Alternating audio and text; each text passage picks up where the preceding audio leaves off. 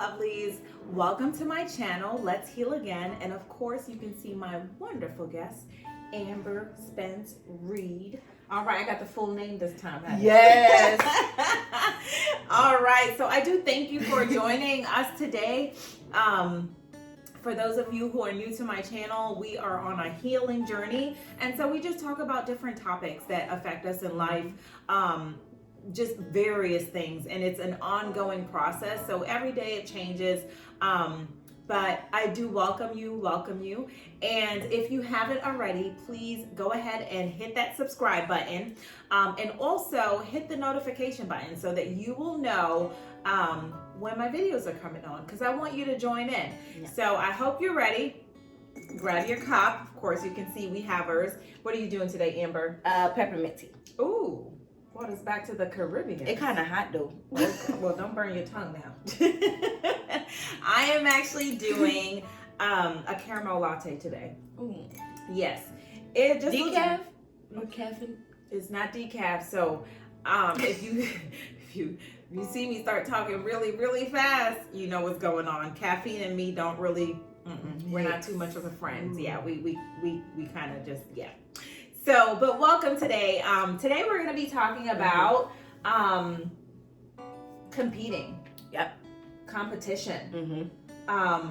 So the way this topic came about. So I've been reading, the Bible plans and just watching various things on TV, and I heard someone say something about just competing with one another and how that just destroys us. It takes away from us. It does.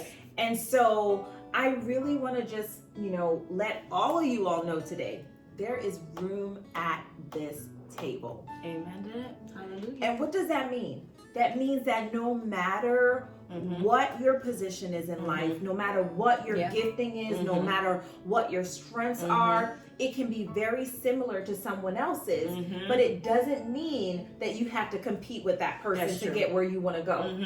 Because even if there are two amazing singers, each one will generally have their unique thing that they do with their voice.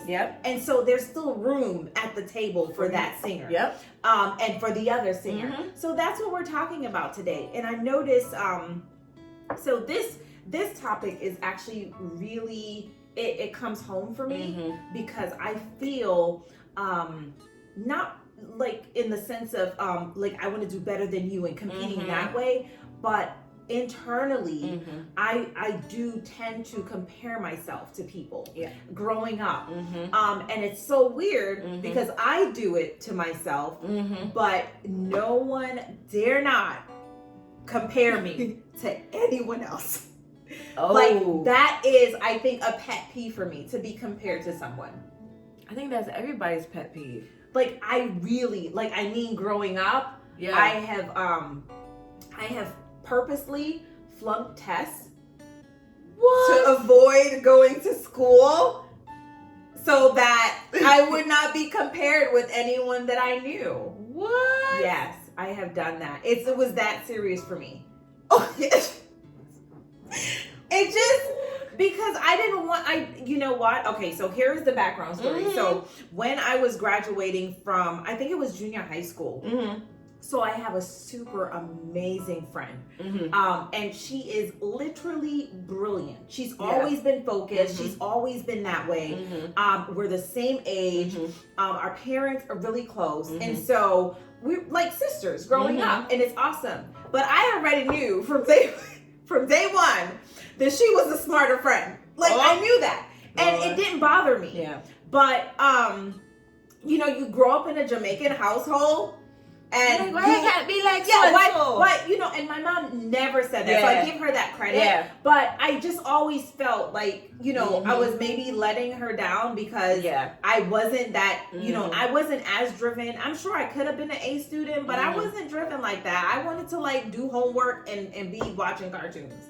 I didn't want to be doing homework and studying after that for the homework tomorrow and giving an extra credit. I didn't want to be that person. And so I remember when we were going for high school, and there was a specific specialized high school. I think it was Bronx High School of Science. I think that's what it was called. And I remember my mom was like, just go in, and I was like, yes. And I knew my friend was gonna go to the same school.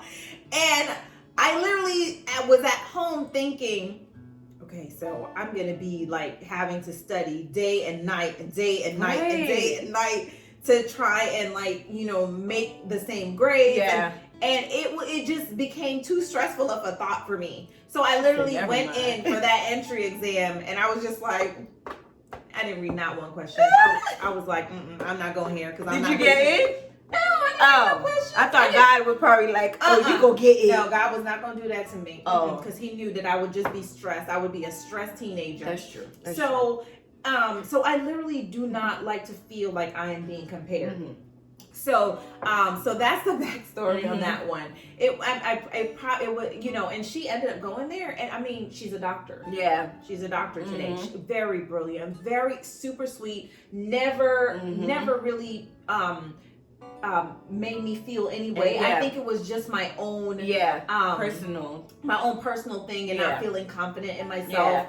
I ended up a nurse. She ended up a doctor. And I mean, she's super sweet. Still friends today. Still talk to her today.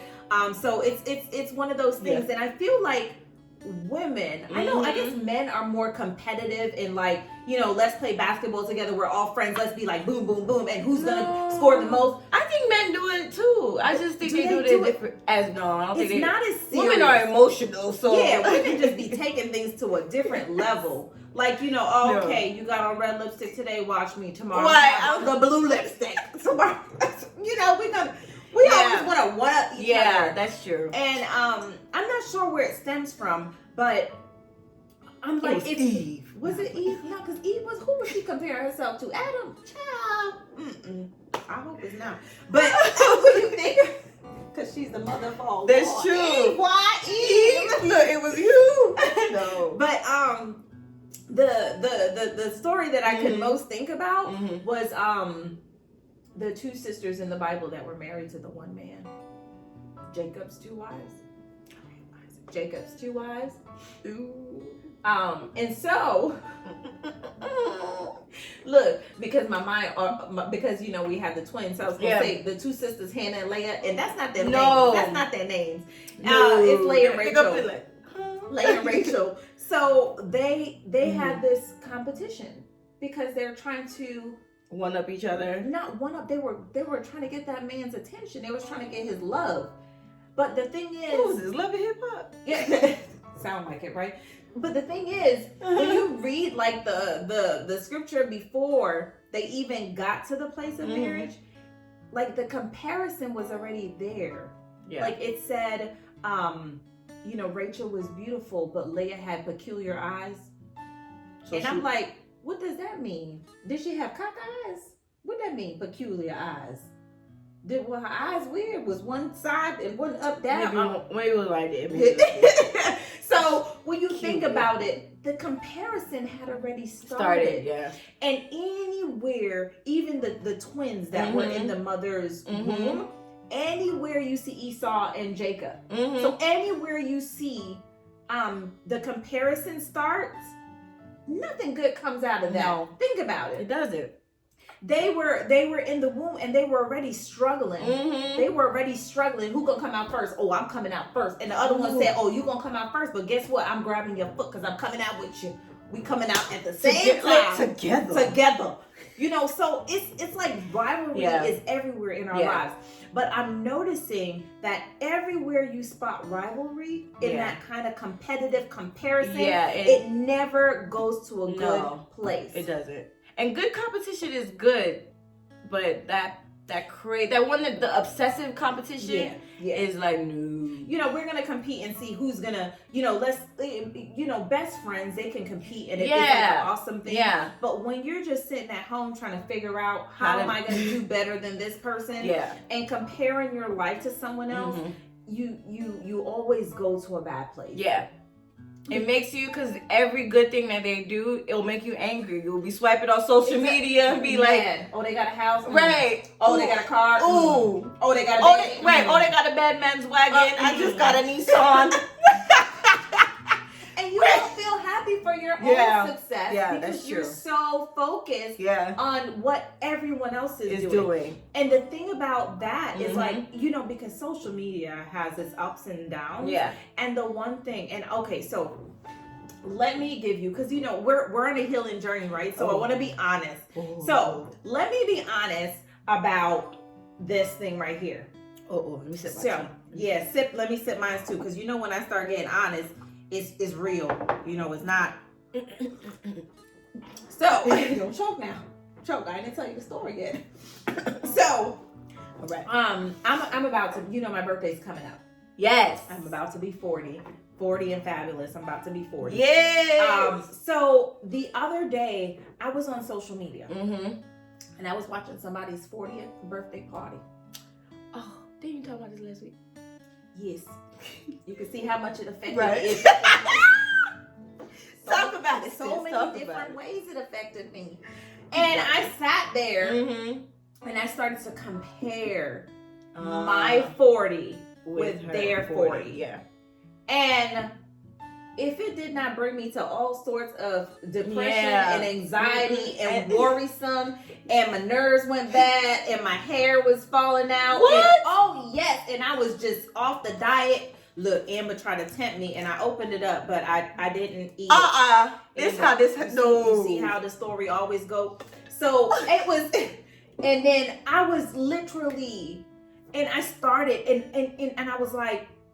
And then I literally had to stop myself because I was getting, because the Lord said, "You done yet?" So, you know, y'all go and watch Divorce and Pity, and you will understand how this thing affected me. But it started off with the comparison. So when you start to compare yourself to other people,